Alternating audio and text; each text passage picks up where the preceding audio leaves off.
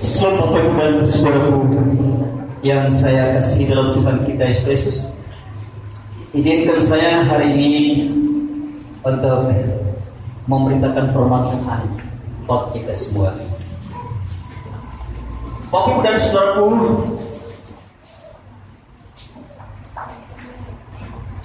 kita langsung membuka firman Tuhan di dalam Kejadian pasal yang ketiga, ayat yang ke-14 dan ayat yang ke-15. Kejadian pasal yang ketiga, ayat yang ke-14 sampai ayat yang ke-15. Demikian firman Tuhan. Kalau di berikut di dalam pembacaan firman Tuhan kita pagi hari ini, manusia jatuh ke dalam dosa. Ayat yang ke-14 demikian firman Tuhan. Lalu berfirmanlah Tuhan Allah kepada ular itu, karena engkau berbuat demikian, terkutuklah engkau di antara segala ternak dan di antara segala binatang hutan. Dengan perut pula engkau akan menjalar, dan dari tanah akan kau makan seumur hidup. Ayat yang ke-15, aku akan mengadakan permusuhan antara engkau dan perempuan ini, antara keturunanmu dan keturunannya. Keturunannya akan meremukkan kepalamu, dan engkau akan meremukkan tumitnya.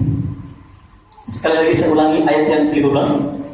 Aku atau Tuhan akan mengadakan permusuhan antara engkau dan perempuan ini, antara keturunanmu dan keturunannya. Keturunannya akan meremukkan kepalamu, dan engkau akan meremukkan tumitnya. Demikianlah firman Tuhan yang sudah saya baca bagi kita, dan berbahagialah kita yang mendengarkan firman Tuhan ini dan melakukannya dalam kehidupan kita hari lepas hari. Tema firman Tuhan, saudara sekalian, yang saya akan sampaikan atau bahas bagi kita hari ini, yaitu iblis itu musuh kita. Bapak Ibu, biasanya kalau saya khotbah, pernah saya khotbah 18 halaman. Hari ini cuma 3 halaman. Saya, Bapak Ibu, dan berterima kasih kepada saudara-saudara atas berkat doa juga. Karena saya biasanya khotbah 18 halaman, pernah saya khotbah, tapi begitu cepat selesai. Dan saya pernah ditegur sama Pak Una, dan itu wajib. Dan pernah saudara, hari ini saya akan membahas tentang iblis itu musuh kita. Nah, Bapak Ibu dan saudaraku sekalian, kita kalau baca firman Tuhan ini dari kita Kejadian sampai kita Kejadian pasal yang ketiga ayat 1 sampai ayat yang ke-24, itu sebuah kisah antara kejatuhan manusia. Dan di dalam kisah ini, saudaraku sekalian, ada dialog antara Tuhan dengan perempuan, yaitu Hawa, dan dialog antara Tuhan dengan Adam, dan dialog antara Tuhan dengan ular atau iblis. Nah, Bapak Ibu dan saudaraku sekalian, kita melihat di dalam 2 ayat ini saja, saudara sekalian, di sini ada hukuman yang diberikan oleh Tuhan. Hukuman yang pertama yang diberikan oleh Tuhan adalah kepada ular, saudara sekalian. Hukuman yang pertama yang Tuhan jatuhkan kepada manusia, semua manusia adalah ular. Yang pertama adalah terkutuklah iblis. Terkutuklah iblis di antara segala ternak dan di antara segala binatang hutan. Kita berkuasa atas segala ular, atas segala binatang yang jahat, atas segala semua yang ada dalam bumi ini, termasuk ular, Bapak Ibu dan saudara sekalian. Ada 3. Yang pertama sudah, yang kedua, dengan perutnya lah ular itu akan menjalar atau berjalan. Saudara pernah lihat ular itu berjalan dengan kaki? Tidak. Berjalan tegak seperti manusia, atau berjalan dengan kaki 4, tangan dan kaki? Tidak. Berjalan dengan menjalar atau berjalan dengan dadanya. Dan yang ketiga, Hukuman yang dijatuhkan Tuhan atas ular adalah yang ketiga, kebudana adalah makanan ular seumur hidup. Pernah saya juga pikir ular ini makan apa? Ular ini kalau panas pasti dia masuk ke dalam air. Ular naga, kalau di kampung saya itu banyak ular naga. Kalau udah panas gelombang, dia akan keluar dan mencari air, dan dia masuk ke dalam air, berendam sampai berjam-jam setelah itu baru keluar. Atau memang dia mau mati, dia akan memperlihatkan diri kalau orang membunuhnya. Nah, Bapak Ibu dan Saudara sekalian, lalu hukuman yang kedua, saudara, saya tidak menjelaskan kepada saudara tentang hukuman kedua kepada perempuan dan kepada laki-laki. Tetapi saya akan masuk kepada suatu hukuman. Hukuman kedua adalah Adam dan Hawa diusir dari Taman Eden. Mereka keluar, diusir oleh Tuhan. Diusir oleh Tuhan ketika mereka jatuh ke dalam dosa. Mereka hidup di dalam cengkeraman dosa. Mereka hidup dikuasai oleh iblis, dikuasai oleh kuasa kegelapan. Lalu Tuhan mengusir mereka keluar dari taman itu. Karena taman itu suci, taman itu kudus, taman itu bersih. Tidak bisa dikotori oleh dosa. Tidak bisa dilakukan oleh manusia dengan perbuatan-perbuatan yang jahat. Nah, saudara sekalian, kita lihat dalam ayat yang ke-22 sampai ayat yang ke-24. Berfirman Tuhan Allah, sesungguhnya manusia telah menjadi seperti salah satu dari kita, tahu tentang yang baik dan yang jahat. Maka sekarang jangan sampai ia mengeluarkan tangannya dan mengambil pula dari pohon kehidupan itu dan memakannya, sehingga dia hidup untuk selama-lamanya. Lalu Tuhan Allah mengusir dia dari Taman Eden supaya ia mengusahakan tanah dari mana ia diambil yang menghalau manusia itu, dan di sebelah timur Taman Eden ditempatkannya beberapa keruk dengan pedang yang bernyala-nyala dan menyambar-nyambar untuk menjaga jalan ke pohon. Setelah mereka keluar dari taman itu, maka pohon kehidupan itu dijaga oleh para malaikat dengan pedang yang bernyala-nyala, dengan pedang yang tidak bisa disentuh oleh mereka, tidak disentuh oleh ciptaan Tuhan yang lain. Karena itu atas perintah Tuhan. Nah, Bapak Ibu dan Saudara sekalian, janji ayat yang 15 kita lihat, aku akan mengadakan permusuhan. Setelah Tuhan mengutuk ular, lalu Tuhan juga berbicara di dalam ayat yang 15, aku akan mengadakan permusuhan antara engkau dan perempuan ini, antara keturunanmu dan keturunannya akan berembukan kepalamu dan engkau akan berembukan tubuh. Saudara tahu artinya? Bapak Ibu dan Saudara sekalian, kita lihat dari dalam Kejadian 3 ayat 15a. Kejadian 3 ayat 15a mengatakan, aku akan mengadakan permusuhan antara engkau dan perempuan ini, antara keturunanmu dan keturunannya. Apa artinya Bapak Ibu dan Saudara sekalian? Bapak Ibu dan Saudara sekalian, permusuhan antara engkau dan perempuan ini artinya apa? Artinya Tuhan akan mengadakan permusuhan antara ular dengan perempuan ini, dengan Hawa. Tuhan akan mengadakan permusuhan antara iblis dengan perempuan yang sudah mengambil buah dari pohon buah kehidupan itu. Tuhan mengadakan, aku akan mengadakan permusuhan antara engkau itu menunjukkan kepada iblis atau kepada ular,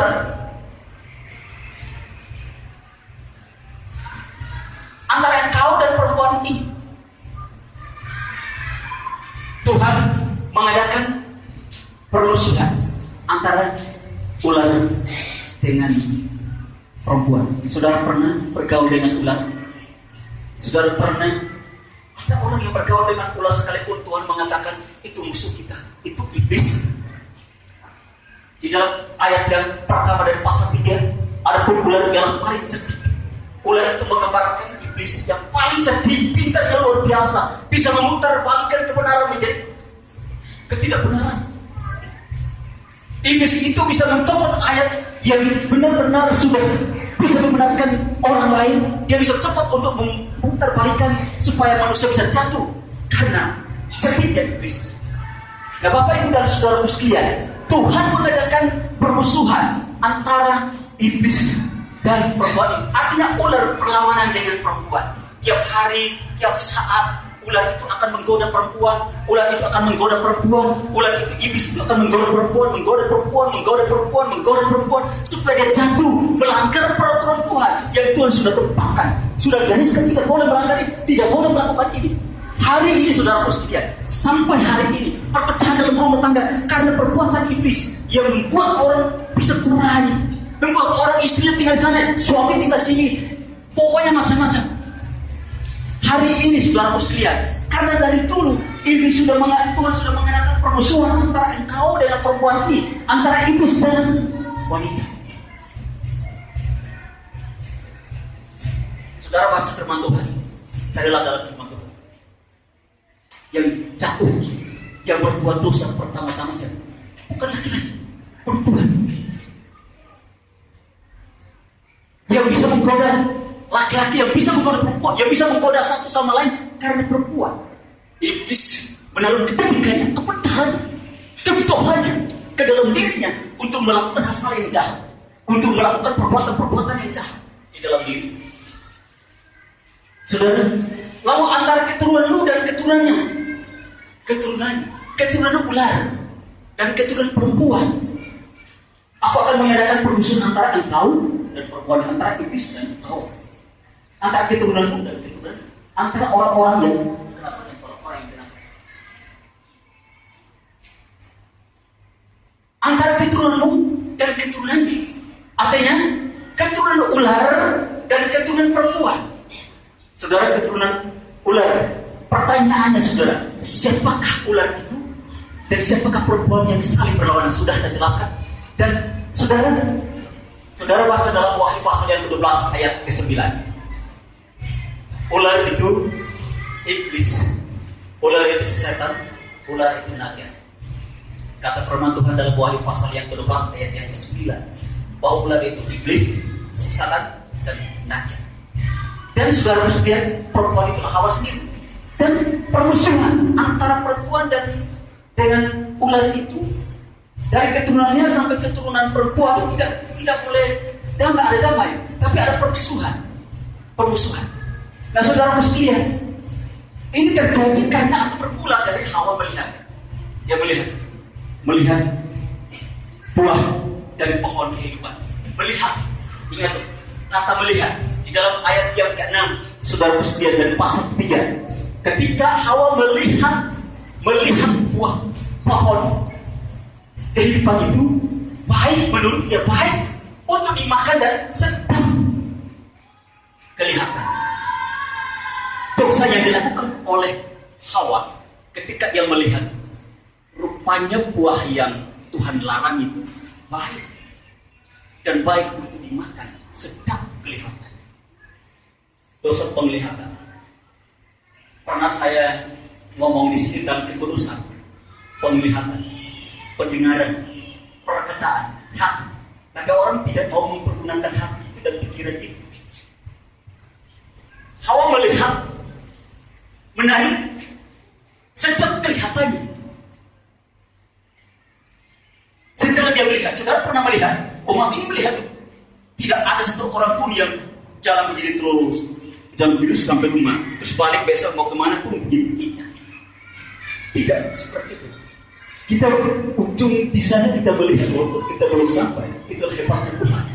Tapi Hawa jatuh ke dalam dosa karena pertama melihat, menarik, sedap kelihatannya, luar biasa. Lalu yang ketiga, perbuatan yang dilakukan, perbuatan jahat yang dilakukan oleh Hawa adalah sangat menarik hatinya Hawa. Sangat menarik, tertarik. Saudara kalau pernah melihat sebuah mobil yang mewah yang belum pernah saudara miliki, yang pertama-tama saudara, apa yang dipikiran saudara? Oh, mobil ini bagus. Ya. Oh, bagus. Perempuan ini bagus. Laki-laki bagus. Muncul. Menarik hati. Menarik hati bukan menarik di dalam diri, tapi menarik untuk meyakini, mau, ingin tentang sesuatu yang kita lihat, kita melihat. Oh, menurut firman Tuhan. Bapak Ibu dan saudara sekalian, kalau ayat yang ketiga, bahwa buah dari pohon kehidupan yang telah diambil oleh Hawa dapat memberi pengertian. Coba, saudara kita pikir dulu. Cuma mengambil buah dari pohon kehidupan itu aja sudah memberi kehidupan. Sudah memberi kehidupan. Pengertian maksudnya, memberi pengertian. Pengertian firman Tuhan jelas. Kalau manusia kita biarkan tinggal di dalam taman ini, mereka akan tahu yang benar dan yang jahat. Mereka sudah tahu. Buah pohon yang sudah mereka ambil dan makan, apa? Memberi pengertian. Yang tadi mereka biasa-biasa, kayak bayi, buah orang bayi yang berbunyi, tidak apa-apa. Tapi begitu mereka makan, kok kita bisa begini? Kok kita bisa begini? Memberi pengertian bahwa ini yang kita lakukan salah. Yang kita lakukan ini salah. Adam, Hawa, Tuhan mengatakan apa yang kau lakukan ada perempuan yang menggumpalkan di situ. Dia yang membuatnya, dia yang melakukannya. Lalu Tuhan tanya, apa yang kau lakukan Hawa? Hawa menunjuk pada ular. Ular itu yang menggoda. Di rumah tangga pasti juga terjadi seperti itu. Suami salah, istri bilang itu kamu. Istri bilang itu. Anak-anak itu. Atau orang yang di luar sana. Orang yang di luar sana. Yang saling menuduh, saling menjatuhkan, saling mengatakan, oh ini kamu. Bapak Ibu dan Saudara sekalian, kita melihat lalu sebagai keturunan ular dan keturunan perempuan. Keturunan ular adalah orang-orang fasik dan orang-orang jahat. Saudara pernah melihat yang namanya setan itu orang benar, orang baik? Oh tidak. Tuhan mengadakan begini. Aku akan mengadakan permusuhan antara iblis dengan Hawa. Aku akan mengadakan permusuhan antara keturunanmu dan keturunan orang-orang fasik, keturunan orang-orang jahat dengan keturunan orang-orang benar. Keturunan perempuan adalah orang-orang benar atau orang-orang yang percaya kepada Yesus. Saudara percaya kepada Yesus?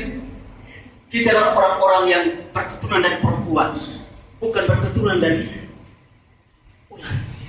Ya kan? Yohanes mengatakan kepada orang-orang, hai kamu keturunan ular beludak, ular. Hai kamu keturunan iblis. Hai kamu keturunan orang yang tidak percaya. Ketika dia membaptis orang-orang yang ada di sana, mereka datang, Yohanes, bisakah aku baptis? Hai kamu keturunan orang fasik. Hai kamu keturunan orang yang jahat. Tapi di sini tidak ada orang jahat, orang munafik. Orang tidak orang fasik, tidak ada. Kita semua orang-orang benar. Kalau keturunan orang benar, kita kuat Pak. Dari pikirannya, dari perkataan, dari perbuatannya, pasti tidak menipu sana sini, tidak membohong. Saya mau cerita.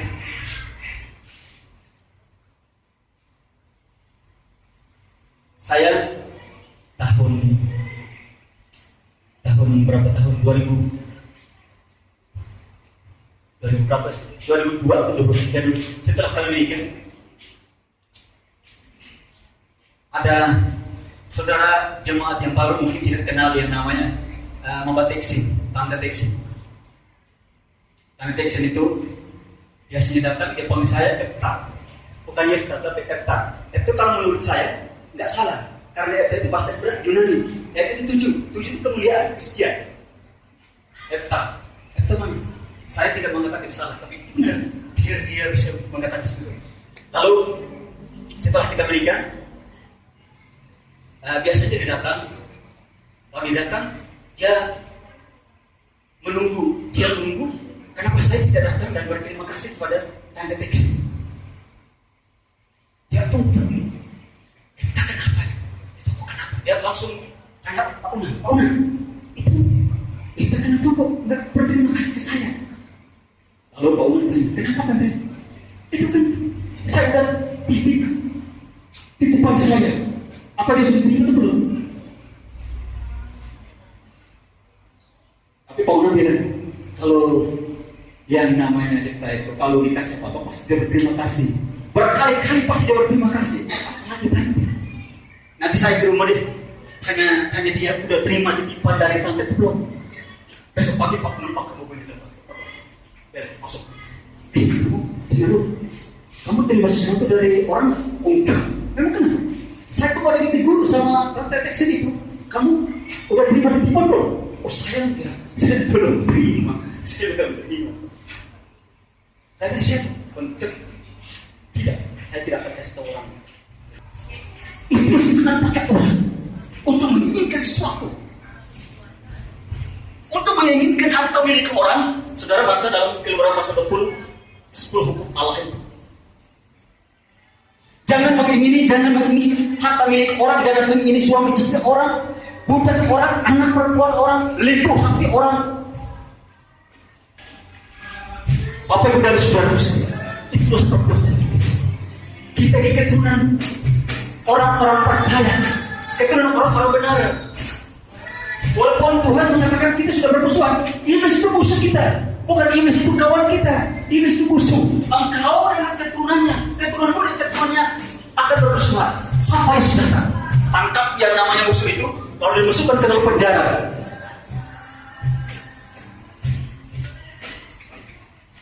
Bapak Ibu dan Saudara sekalian, jadi saudara akan tahu kapan terjadi permusuhan antara orang benar, orang fasik dan orang benar. Bapak Ibu dan Saudara sekalian, di sini saya melihat dari firman Tuhan juga bahwa permusuhan antara iblis dan perempuan atau permusuhan antara orang-orang fasik dan orang-orang benar terjadi pada saat Yesus lahir. Ketika Maria mengandung dan pada saat Maria melahirkan, iblis akan memperalat orang-orang fasik untuk menangkap Yesus supaya Yesus dibunuh bersama bayi-bayi yang ada di kota Betlehem. Permusuhan. Herodes bilang, aku adalah raja. Siapa raja akan datang mengganti? Dia adalah raja yang berketurunan orang-orang fasik, orang-orang yang tidak pernah kenal kebenaran. Maria adalah keturunan dari perempuan. Maria adalah keturunan daripada Hawa yang paling benar, saudara sekalian.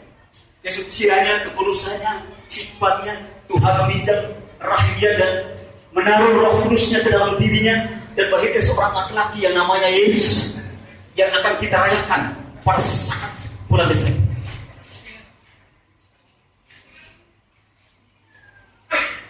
Bapak Ibu dan Saudara, tetapi saudara melihat kalau kisah kelahiran Yesus justru diselamatkan. Maria, Yusuf, dan Yesus disingkirkan oleh Tuhan, lari kepada kota Mesir menyelamatkan untuk tidak diganggu oleh keturunan iblis dengan keturunan perempuan yang benar atau orang-orang benar. Karena itu Bapak Ibu dan Saudara sekalian, Maria adalah seorang perempuan yang suci, seorang perempuan yang benar, yang keturunan perempuan yang benar, yang tidak bisa diganggu oleh iblis. Kita semua orang-orang yang hadir pada hari ini, Bapak Ibu dan Saudara sekalian, dalam rumah tangga kita adalah orang-orang yang percaya kepada Tuhan, bukan orang-orang yang berketurunan setan. Kalau dalam Yohanes mengatakan, Yesus mengajar, murid-murid orang Farisi bertanya, siapakah Bapak kami yang kamu maksudkan itu? Bapak kami kan Abraham. Yesus mengatakan, hai kamu keturunan iblis, hai kamu keturunan ular dan beludak, kamu orang-orang yang tidak percaya kepada Yesus, orang-orang yang tidak percaya kepada kebenaran. Orang-orang yang percaya kepada kebenaran adalah orang-orang yang berketurunan orang-orang benar, orang-orang yang mendengarkan firman Tuhan dan meyakininya, mengimaninya dalam kehidupan. Ada orang-orang yang percaya, orang-orang yang berketurunan dari perempuan yang benar. Bapak Ibu dan Saudara sekalian, lalu yang kedua, Kejadian 3 ayat 15 bagian B. Bagian B mengatakan keturunannya akan menemukan kepalamu dan engkau akan menemukan diri. Bapak Ibu dan Saudara sekalian, apa yang dimaksudkan keturunannya akan menemukan kepalamu? Artinya keturunan perempuan berlawanan dengan ular itu sendiri. Saudara pernah mendengarkan? Keturunan perempuan akan berlawanan dengan ular itu sendiri. Coba kita lihat di dalam Wahyu pasal yang ke-12. Wahyu pasal yang ke-12. Wahyu pasal yang ke-12 ayat 1 sampai ayat yang ke-5. Sampai ayat yang ke-6.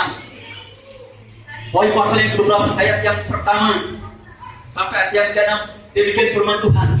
Maka tampaklah suatu tanda besar di langit, seorang perempuan berselubungkan matahari dengan bulan di bawah kakinya, dari sebuah mahkota dari 12 bintang di atas kepalanya. Ia sedang mengandung dan dalam keluhan dan penderitaan hendak melahirkan, ia berteriak kesakitan. Maka tampaklah sebuah tanda yang lain di langit, dan lihatlah seekor naga merah pada ia besar berkepala 7 dan bertanduk 10, dan di atas kepalanya ada 7 mahkota, dan ekornya menyeret sepertiga dari bintang-bintang di langit dan melemparkannya ke atas bumi. Dan naga itu berdiri di hadapan perempuan yang hendak melahirkan itu untuk menelan anaknya. Segera sudah perempuan itu melahirkannya, maka ia melahirkan seorang laki-laki yang akan menggemblangkan sebuah bangsa dengan gada besi. Tiba-tiba anaknya itu dirampas, dibawa lari ke Allah dan ketakutannya. Perempuan itu lari ke padang gunung, di mana telah disediakan suatu tempat baginya oleh Allah, supaya dipelihara di situ 1260 hari. Cerita ini saudara lihat menggambarkan ketika Yesus dilahirkan oleh Maria. Ketika ia dilahirkan oleh Maria, saudara, begitu banyak raja, pembesar, bupati, semua dengan hati yang bulat kita menangkap anak itu, kita menangkap nama Yesus, kita bunuh. Dia tidak mungkin menjadi raja menggantikan kita. Kitalah raja lebih dari mereka. Kok anak kecil itu baru lahir kok jadi raja? Tetapi di dalam ayat yang ke-6, perempuan itu lari kepada gunung. Tuhan menyingkirkan mereka. Kalau dalam Matius pasal yang kedua ayat yang ke-13 sampai 15 mengatakan Tuhan menyingkirkan Maria, Yusuf dan Yesus ke Mesir, dibawa ke sana supaya mereka diselamatkan di sana. Sampai Tuhan mengatakan, aku telah memanggil engkau pulang, anakku pulang dari Mesir. Artinya bahwa setelah Herodes kalau sudah mati, baru anak itu boleh pulang ke sana. Itu Yesus. Nah, saudara sekalian, saudara yang saya kasih dalam Tuhan kita Yesus Kristus, saudara, siapakah yang akan berlawanan dengan ular atau iblis? Siapakah yang akan berlawanan dengan iblis? Siapakah yang akan berlawanan dengan ular atau orang-orang fasik dan orang-orang jahat? Saudara, Yesus datang ke dalam dunia ini bukan melawan orang fasik. Yesus datang ke dalam dunia ini, saudara, tidak pernah dia melawan orang yang tidak percaya. Karena Yesus datang ke dalam dunia ini adalah untuk menaklukkan setiap kuasa kegelapan, kuasa roh jahat. Yesus datang ke dalam dunia ini, saudara sekalian, tidak pernah dia melawan orang fasik. Orang fasik bertetangga dengan orang benar. Sampai hari ini, saudara sekalian, orang percaya dihina, difitnah oleh orang yang percaya kepada Yesus, difitnah, dipolok, dihina. Mau kemana di gereja? Mau buat apa? Kamu gereja di mana? Dihina, difitnah. Yesus tidak pernah. Kalau Yesus melawan semua orang-orang yang tidak percaya Yesus, karena mereka ada masa, ada waktunya untuk Yesus mengadili mereka. Tapi Yesus berlawan dengan kuasa. Bapak Ibu dan saudara sekalian, Yesus dialah yang berperang melawan dosa dan kuasa si jahat. Saudara, kalau kita hidup dalam kuasa kegelapan, baik menyembah kepada dukun, atau ke peramal, atau punya ilmu sihir, atau punya tuyul, atau suka ke kuburan lalu menyembah kuburan, kekuburan itu tidak menjadi masalah, tidak dilarang, saudara. Saya pernah khotbah itu tentang kuburan apa segala macam, tidak pernah dilarang. Tapi kalau sampai sana ngomong yang ini sudah menyembah kepada berhala, kita datang bersikap, please silahkan datang, mau gimana silahkan. Tapi kalau datang dan berkomat kami bunuhnya, berkomat, Tuhan melawan kuasa kegelapan. Saudara baca dari kitab Kejadian sampai Wahyu, apakah Yesus melawan orang fasik? Tidak pernah orang fasik dilawan oleh Yesus. Tapi Yesus melawan, menaklukkan kuasa roh jahat di bawah kaki.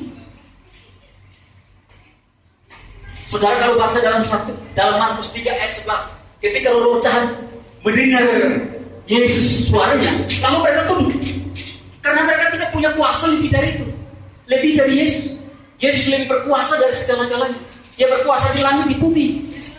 Dia berkuasa untuk laut, dia berkuasa untuk rumah tangga kita, dia berkuasa untuk gereja kita, dia berkuasa untuk pekerjaan kita, dia berkuasa untuk segala-galanya dalam bumi ini. Kita tidak perlu melawannya, kita tidak perlu bertentangan dengan kuasa roh jahat. Yesus, kita hanya katakan, Yesus, ini roh jahat mulai bergerak, ini roh jahat, ini roh sihir, ini roh dukun sudah mulai bergerak. Tangkap dan Tuhan akan tangkap. Roh jahat yang berkeliaran dalam sekitar ini, saudara sekalian, akan ditakutkan oleh Yesus. Karena antara permusuhan antara iblis dan perempuan, keturunan iblis dan keturunan orang percaya, itu adalah pemisahan. Tidak ada satu pergaulan yang bebas. Dan saudara, kalau ada orang yang bergaul dengan kuasa kegelapan, orang itu akan diikat, orang itu akan dicengkam, orang itu akan diikat dan tidak bisa jalan. Dan banyak sekali saudara sekalian. Saudara mau banyak kesaksian yang pernah saya juga ngomong. Orang datang bawa sihir, orang datang bawa macam-macam. Saya orang suruh dukun datang, Dia pikir saya tidak tahu. Tuhan langsung bangun, saya bangun. Roh jahat, saudara, kalau kita punya kuasa, baru saja Tuhan berikan kita kuasa. Kalau kuasa yang ada dalam diri kita, biar 1000 orang mau berapa orang, dia akan bingung dan dia akan pakai tenaganya. Dia akan bingung. Dan saya sudah pernah merasakan itu, dan saya tidak akan takut dengan yang namanya kuasa kegelapan. Mau sihir ke, mau apa ke? Roh jahat, roh penghulu dalam penguasa dunia. Dalam Yesus 6 ayat 10-20 mengatakan bahwa perjuangan kita di dalam dunia ini bukan melawan darah dan daging. Perjuangan, saudara, perjuangan loh. Tidak ada seorang pun manusia berleha-leha sampai santai dengan hidupnya, sementara di dalam rumah tangganya, di samping kiri kanan belakang depan rumahnya banyak kuasa kegelapan yang serang dirinya, lalu dia berleha-leha. Semua orang harus berjuang untuk melakukan peperangan antara kuasa kegelapan dan kuasa iblis atau kuasa kegelapan itu. Mau rumah tangga kita damai, rumah tangga kita utuh. Banyak orang sampai hari ini tidak kelihatan istrinya, banyak orang sampai hari ini tidak kelihatan anaknya. Di mana mereka istri udah kawin sih tidak Pak? Tiba-tiba pulang kasih uang. Sementara suami berpacaran, berselingkuh. Suami mengatakan, yang penting izinkan aku melakukan saja. Apa yang bisa saya lakukan, aku bisa melakukannya. Iblis akan pakai orang untuk meruntuhkan dirinya. Tapi tidak punya perasaan malu. Saya banyak menolong orang dengan pengetahuan saya. Tulis skripsi nggak bisa, memberi kasih ajar nggak bisa, tapi sejarah. Tapi tidak punya perasaan dengan kita tidak punya perasaan malu. Kuasa ini bisa cetik memakai orang. Kuasa ini bisa mencetik untuk memakai penglihatan orang, memakai otak orang, memakai telinga orang, memakai hati orang untuk melakukan kejahatan. Dan iblis akan senang bertepuk-tangan. Aku senang, aku berterima kasih karena kau sudah mengalahkan dia. Yesus lebih dari segala-galanya. Efesus 1 ayat 21 sudah baca. Yesus lebih dari segala pemerintahan, Yesus lebih dari segala penguasa, Yesus lebih dari segala kerajaan. Nama yang disebut sekarang ini maupun nama yang disebut di akhir zaman lebih. Kenapa kita takut? Jangan takut kepada kuasa setan. Jangan takut kepada orang pergi ke dukun. Jangan takut kepada orang mau nyihir ke mau siap. Mau bisnis harus ke dukun. Mau bangun rumah juga harus ke dukun. Kok tanya dukun? Katanya kalau tanya dukun bilang gini, nanti pintunya jangan menghadap matahari. Pada banyak orang bilang kalau menghadap matahari lebih bagus Pak. Nanti besok pagi sorenya ada di belakangnya panas. Kalau kamu mau untung, mau berapa miliar aku kasih.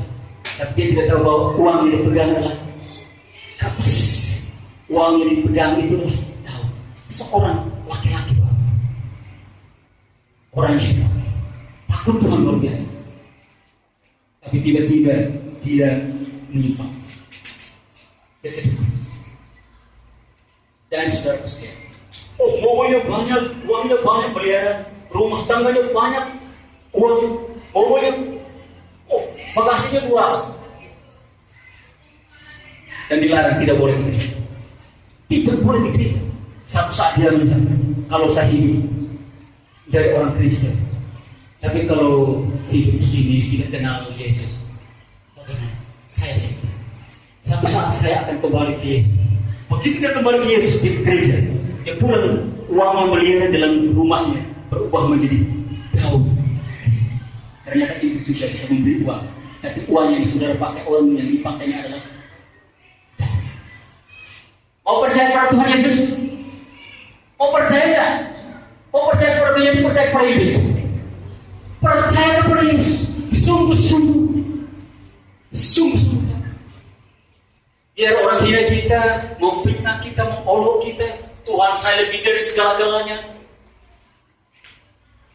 Kalau sudah punya itu, tadinya tidak punya, dihina, diolok, difitnah.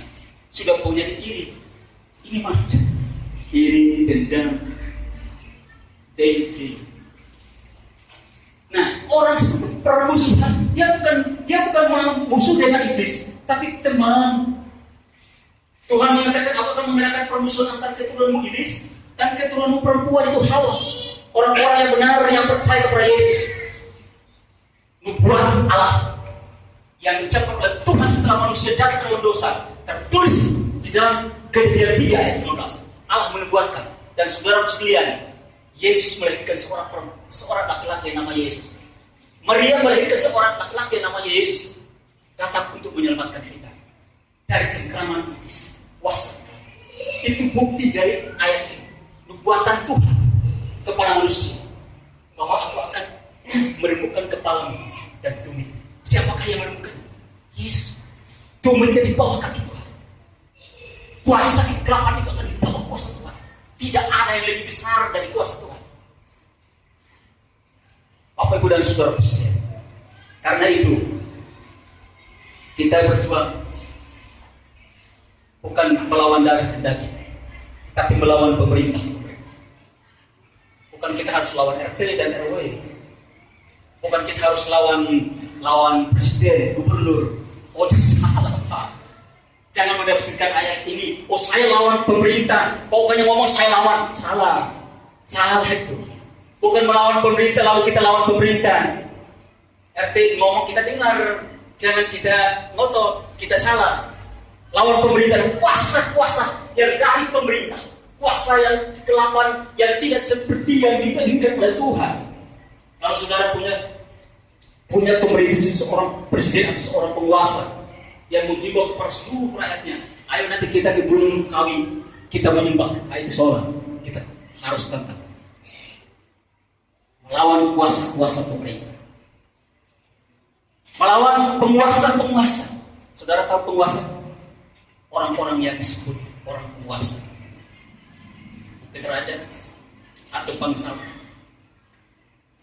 Kalau mereka menyembah kepada dukun atau menyembah kepada gunung ini, atau menyembah kepada kerisnya yang dianggap lebih sakti. Ada orang kalau masuk rumah orang itu, biar orang tidur, orang itu tidak akan sadar. Saya tanya obatnya apa? Dia mau kasih, dia kasih tahu. Anak kecil yang baru mati, yang baru lahir mati, tulangnya kita ambil. Tulangnya kita ambil, kita pegang. Kita baru datang, kita rencana masuk rumah orang ini. Kita dari Jawa aja, rumah itu sudah terbuka. Kita masuk, orang tidur ngorok, dia tidak tahu kalau kita ada dalam rumah itu. Kita ambil apa aja, kita keluar. Cuma tulangnya itu aja, tulang bayi orang yang sudah mati. Yang baru lahir hari ini, mati hari ini juga. Tulangnya, kalau makanya siapa dulu yang suka ambil, orang sudah kubur mayat lalu digali keluar lalu dimakan. Orang seperti itu. Jadi dia masuk rumah orang biar tidur ngomong, dia paling datang lihat, oh kamu tidak, tapi kita tidak dengar karena dia pakai tulang anak-anak. Anak-anak itu kan tidur nggak sadar, tidur. Saudara tahu kalau saudara punya anak kecil yang baru lahir, saudara lihat datang, prinsip pun dia tidur, dia tahu apa, dia pakai. Saya duduk dengan seorang di rumah. Orang ini hebat dia bilang begini, Pak, kalau saya jalan tadi, kalau ada orang yang marah saya tidak perlu takut. Kiri, di kanan, di belakang, di depan, di atas, kawal saya. Tapi dalam hati saya jangan menangis, jangan menangis. Tapi kenapa orang kalau jawab, saya enggak. Kenapa puasa? Saya tahu orangnya. Pernah saya duduk di seorang yang firman, lalu datang seorang dukun, terus seorang tinggi. Tolong firman ini ya. Begitu lewat, dia bawa pulang, lalu yang tukang firman mengatakan kepada saya, Pak ya, dukun ini. Dari mana? Dia cek, dia ada dukun juga. Jadi orang-orang yang di perumahan, mau dimanapun, saudara berdoa, roh-roh jahat yang ada di perumahan ini, yang ada di sekitar ini, Tuhan kau berkuasa atas mereka. Amin. Di rumah itu saudara berdoa, roh jahat apapun. Bapak Ibu dan saudara sekalian, karena itu kita harus memperlengkapi diri kita dengan senjata Allah. Memperlengkapi diri kita dengan senjata Allah supaya kita mengadakan perlawanan terhadap si jahat. Ular yang tadi, iblis yang tadi, yang Tuhan sudah mengatakan musuh antara kau dengan perempuan. Musuh kita. Kita harus memperlengkapi diri kita dengan senjata Allah, bukan kekuatan kita. Bukan dukun kita, sihir kita, peramal kita. Kita harus kuat di dalam Tuhan dan kuat dalam puasa. Jangan kalau suaminya boleh lemah, tapi Tuhan jangan lemah. Tuhan itu, iblis itu melihat orang yang suka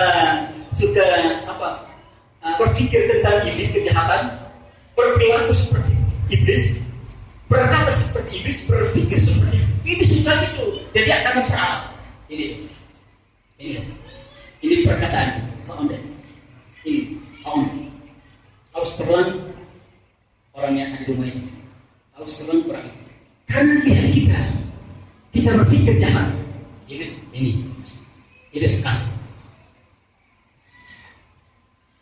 Kita harus berdiri tegak. Jangan iman kita lemah. Kita harus berdiri tegak, berikat tegakkan kebenaran dan berbaju serahkan keadilan. Orang mau pakai, ditanya kadang-kadang pakai baju. Makanya pernah saya cerita di sini. Waktu saya di Kalimantan, kakak tinggal saya pulang ke Jakarta, dukun itu dan Om Andreas, besok mau pulang lagi. Iya. Om Andreas, boleh nggak Om Andreas saya minta bajunya? Oh iya, nanti saya kasih. Begitu Om Andreas masuk, kakak tingkat saya dia masuk, ambil baju kami panjang, dia bungkus koran dan ini. Oh dukun ini pintar. Oh terima kasih Om Andreas ya. Sampai jumpa nanti bisa kalau udah tamat balik ke Kalimantan ya? Ya. Kalau sekolah masih membutuhkan saya kembali, ya saya pasti kembali ke sini untuk melayani gerejanya. Begitu dukun sampai di tengah jalan Om Andreas, saya baca tuh. Saya minta baju ya, bukan baju ini. Berbaju serahkan kebenaran. Loh, kok saya minta baju? Baju dia yang selama ini saya serangi tidak mempan, saya sihir pun tidak mempan, saya dukun pun tidak mempan. Saya mau rencana potong pun tidak mempan. Itu yang saya minta. Dibalik lagi, Om Andreas, kok saya minta baju kok dikasih baju ini? Kan Pak Dukun minta baju. Bukan. Ini dengarkan. Selama ini saya suka dukuni Om Andreas, suka sihir, mau rencana potong, tapi nggak jadi. Sihir saya balik. Pak, disitulah masuk Om Andreas. Karena saya punya Tuhan itu beriris lebih dari segala-galanya. Dia mulai menjadi dan satu dia bertobat. Terima sebuah Alkitab tidak baju. Amin. Terima Alkitab seperti baju. Oh iya itu baju saya. Berbaju berikat pinggang kebenaran dan berbaju serahkan keadilan. Saat ini saudara jadi angkat menjadi seorang majelis. Dia bersaksi Orang datang bawa keluh kesahnya, saya minta 1 ekor babi. Orang Kalimantan babi kan? Saya minta ya, habis 1 besok ada lagi, saya minta lagi. Saya terima Yesus. Bapak diserahkan ikat pinggang kebenaran. Jangan kita ikat pinggang ini diganti dengan kekuatan gaib. Ada orang mau pakai obat, kadang ikat di rambut yang lain. Ikat aja. Jalan kekuatan. Berbaju serahkan keadilan. Kebenaran. Kita harus berkasutkan kerelaan untuk memberitakan Injil damai sejahtera. Berkasutkan kerelaan. Berkasut. Ini bersepatu, berkasut. Saudara pernah lihat Yesus kalau menginjili, kasutnya bukan yang begini, kasut orang Israel, orang Yahudi. Berkasutkan kerelaan untuk memberitakan Injil damai sejahtera. Kemarin saya ingat khotbahnya Pak Jerry tentang Yunus dipanggil, tapi Yunus lari. Yunus diperintahkan untuk memberitakan ini justru lari, justru menolak. Kenapa? Takut orang-orang jahat yang ada di Dewi, kekuasaan dari bangsa Asyur yang ingin merebut orang-orang yang mau percaya kepada Yesus. Nah, Bapak Ibu dan Saudara sekalian, kita harus mempergunakan iman sebab dengan perisai itu kita dapat memadamkan panah api dari si jahat. Saudara pernah nonton, kalau saya nonton film yang ada di Global TV itu, orang Yahudi, orang Romawi, kalau perang itu ada semacam topi tapi besar jadi menahan. Kalau peluru kena jatuh, itu perisai iman. Kita harus mempergunakan iman sebagai perisai untuk memadamkan semua panah api dari si jahat. Dia mau dari kanan ke belakang, kayak mau dari samping, kayak mau dari apa, kayak mau dari atas. Kita punya perisai, yaitu iman kita untuk menghancurkan dan tidak akan tembus. Saudaraku, ingat bahwa 1 Yohanes 5 ayat 4 sampai 5. 1 Yohanes 4 ayat 5 ayat yang keempat sampai ayat yang 5 dan mengatakan, semua yang lahir dari Allah mengalahkan dunia. Dan inilah kemenangan dia mengalahkan dunia, iman kita. Siapakah yang mengalahkan dunia selain daripada dia yang percaya bahwa Yesus adalah anak Allah? Kita yang percaya kepada Tuhan, Yesus sebagai anak Allah, kita lah yang akan mengalahkan dunia ini. Kita yang memiliki iman perisai, kita yang mengalahkan dunia ini. Jangan tunduk kepada kuasa kelaparan. Ada orang hanya menundukkan perempuan dengan obat sihirnya. Ada orang kalau naik mobil, ini teman juga. Matanya ini pecah. Matanya ini bukan teman saya, teman pendidikan, tidak. Matanya pecah karena begini, waktu dia digantung dengan ibunya mau apa? Bawa ke dukun lalu mencet begini supaya anak itu bisa dikuburkan. Tapi justru dipencet pada matanya. Begitu lahir matanya habis. Apa kering? Tinggal satu. Tapi begitu besar, punya sihir yang luar biasa. Obat yang luar biasa. Dia kan dari mau ada cewek bisa pikirkan ke depan. Coba begini. Oh, semua rampas. Saya ingat. Kalau cuma begini aja, dia cuma begini. Perempuan yang sebelah kiri kanan depan. Orang cuma matanya satu.